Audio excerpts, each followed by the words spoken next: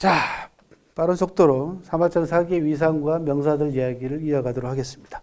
사마천 사기를 가장 많이 깊이 있게 읽은 중국 지도자 가운데 가장 유명한 사람은 모택동입니다. 모택동은 장개석한테 쫓겨다니는 그 대장정 속에서도 단 하루도 역사책을 손에서 놓은 적이 없다고 얘기를 합니다. 그리고 49년 장개석을 북경에서 몰아내고 북경성에 입성했을 때 모택동의 낡은 가죽 가방 속에는 사기하고 자치통감 두 종류의 역사책이 들어있었다라고 전합니다. 사기에 관한 언급한 대목들이 꽤 많이 남아 있습니다. 모택동. 중국 사람들이 가장 자랑스럽게 생각하는 문학가인 노신 선생, 악휘정전은 들어보셨죠, 그죠? 악휘정전의 주제는 정신승리법이라는 겁니다. 그죠? 요즘 어떤 정치가가 정신승리법을 굉장히 많이 구사하는 정치가가 있더라고요, 그죠? 제가 뭐 누구 아바타입니까 하는 사람인데, 이 노신이 남긴 유명한 사기에 대한 평가입니다. 사가의 절창이요, 가락 없는 이소다. 참 기가 막힌 평가가 아닐 수가 없습니다. 사가지 절창이요, 무은지 이소다라고 하는 사마천 사기 52만 6,500자를 시로 봤습니다. 노래로 봤습니다. 참 절묘하죠. 광말약이라고 하는 유명한 문학가이자 소설가이자 역사가이자 중국 초기 중화민주공화국 부주석까지 지낸 사람입니다. 이 양반이. 사마천이라는 이 위대한 사학자는 실로 우리의 자랑이 아닐 수 없다. 그가 남긴 사기는 중국 고대의 서사시에 부끄럽지 않으며 역사 소설집으로도 부를 수 있겠다라고 해서 문학성을 굉장히 강조한 바가 있고요.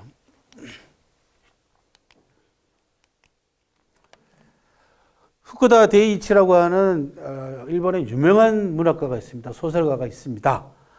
이 소설가는 내 작품이 좋다고 하지만 스승 사마천에 비하면 아무것도 아니다 라고 얘기를 하면서 사마천 사기하고 관계되어 있는 소설을 하나 씁니다. 그게 국내에도 소개되어 있는 항우와 유방이라고 하는 유명한 역사 소설입니다. 굉장히 재밌습니다. 항우와 유방에 관한 기록으로는 이 소설을 따라갈 만한 소설이 없습니다. 아직까지는 안 나옵니다. 안 나오고 있는데, 그런데 가만히 보시면 여러분들, 항우와 유방을 지은 작가가 후쿠다 데이이치가 아니고 시바 료타로라고 되어 있어요. 그죠? 시바 료타로입니다. 시바 료타로. 이 사람은 사마천을 존경해서 이름을 바꿉니다. 성을 바꿉니다. 그래서 사마 료테랑으로 바꿉니다. 한자로 사마 료테랑. 그걸 일본말로 읽으면 시바 료타로가 됩니다. 아예 성을 사마시로 바꾼 사람입니다. 시바 료타로는 아시잖아요. 올빼미의 성을 비롯해가지고 그 다음에 미야모토 무사시, 일본에서 내노라는 역사 소설을 엄청나게 많이 남겨놓은 사람입니다. 그래서 시바 료타로 문학상까지 있고요. 일본에서는 국보급 작가입니다, 이 사람이. 이 사람 자기 본명이 후쿠다 데이이치고 자기 이름을 사마시로 바꿔요. 그리고 멀요자를 씁니다. 료는 우리 요동할 때 요자인데 멀다라는 뜻이야. 사마천을 존경하고 흠모하는데 그 사마천을 따라잡기에는 너무나 먼, 태랑은 일본 사람 이름 가운데 가장 많은 타로, 그죠? 타로로 바꿉니다.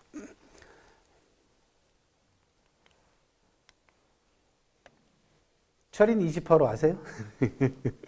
요술공주 셸리는 아시죠, 그죠? 요코야마 미치토로라고 하는 만화가는요, 원래 철인 28호 요술공주 셸리로 유명한 사람이에요.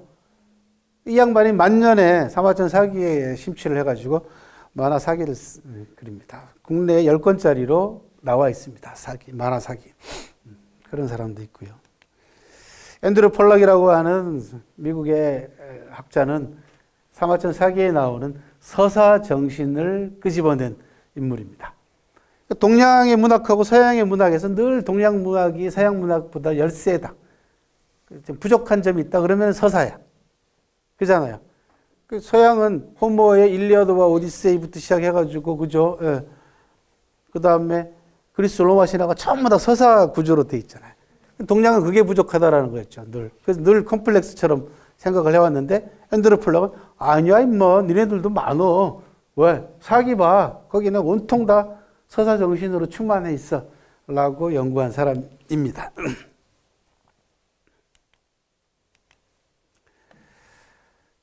김일성 주석도, 북한 주석도 자기 집무실에 이민위천이라고 하는 네 글자를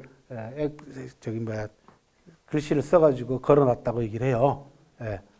백성을 하늘로 삼는다라는 뜻인데, 이게 사기에 나오는 대목입니다.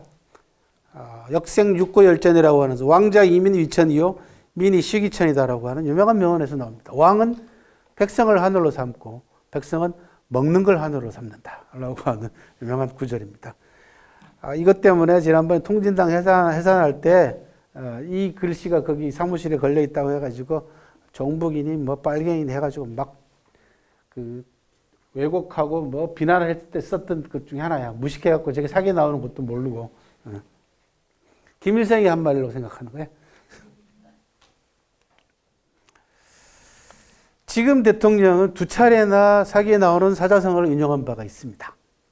첫 번째가 처음 대선 출마할 때 불비불명이라고 하는 날지도 않고 울지도 않는다. 초나라 장황이라는 사람이 3년 동안 말도 안 하고 일도 안 하니까 신하가 가가지고 왜 그러냐 물어봤더니 물어봤을 때 몇 년 동안 날지도 않고 울지도 않는 새가 있다.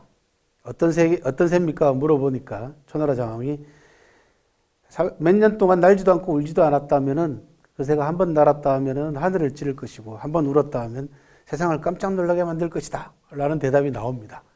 그래서 불림이불명하면 날지도 않고 울지도 않는다 그러면 뭔가 기회를, 때를 기다리는, 실력을 기르면서 참고 때를 기다리는 그런 사자성어고, 이번에 조각을 하면서 총무비서관으로 발탁했을 때 기자들이 어디서 저런 인재를 발굴하셨어요? 라고 물어보니까 낭중지추조라고 하는 사마천 사기에 나오는 유명한 사자성어를 언급을 합니다.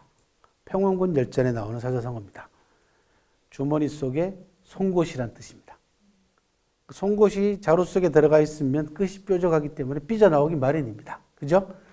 그래서 인재는 어디 갖다 놔도 두각을 나타내기 마련이다 라는 뜻입니다. 제대로 알고 쓰셨는지에 대해서는 제가 청와대에 들어가서 여쭤보고 난 다음에 다시 말씀을 드릴게요. 왜냐하면 여기는 여러 가지 재미난 고사가 많이 여기 얽혀 있습니다. 나 여러분들한테 1시간쯤 얘기를 해야 되거든. 그러니까 그건 나중에 기회가 있을 때 얘기를 하도록 하겠습니다. 박원순 시장은 사기를 굉장히 좋아하고 조예도 굉장히 깊은 사람입니다. 제가 직접 만나서 얘기도 나눠봐서 제가 아는 바이기도 하거든요. 시정 2주년 때 도리불언이나 하자성애라는 저 아까 소개했던 8글자를 인용한 바가 있습니다. 시정 그렇게 하겠다라는 거죠.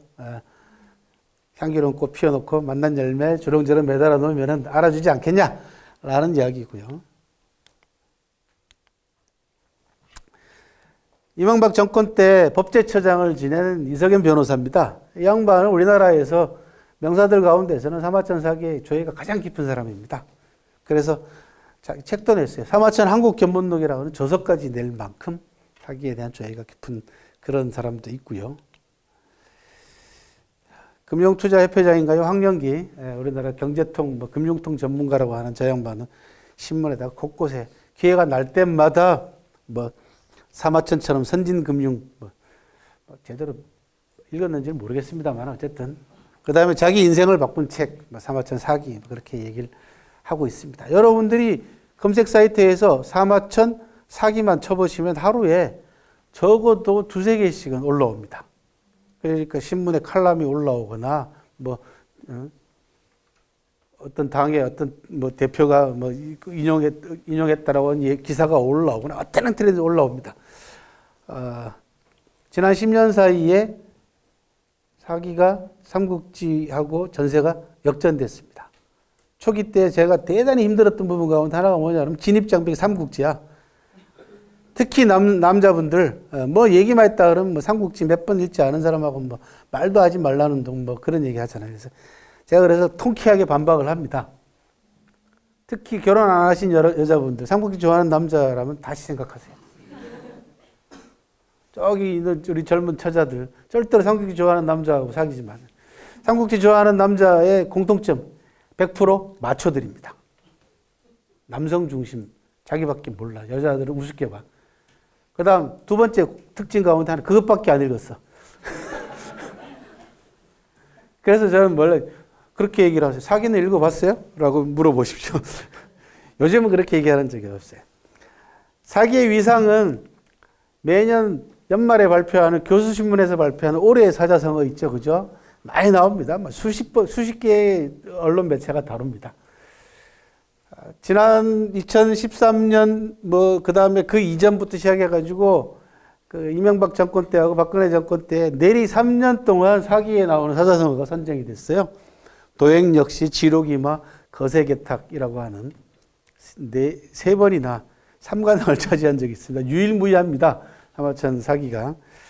저런 기록도 있습니다. 잘 아시죠? 그죠? 도액 역시는 오자서가 한 유명한 말이고, 지록이마는 진시황 봉기에 나오는 그죠? 유명한 사자성어고, 거세개탁은 구런이 한 말입니다. 세상이 모두 흐린데 나만 맞구나.